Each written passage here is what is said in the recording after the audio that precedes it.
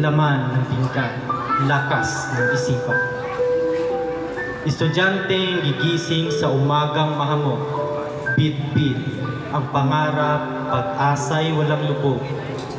Ngunit paano ang utak angat sa leksyon kung sa tiyan pa lang kulang na sa nutrisyon?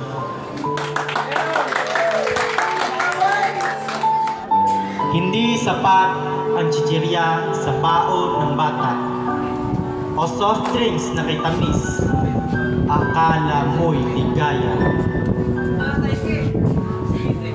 Ang tunay na lakas ay sa kulay at prutas.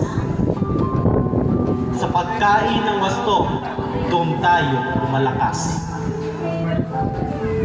Sa bawat kutsarang kanin at gulay sa pinggan, doon umusbong ang galing ng isipan.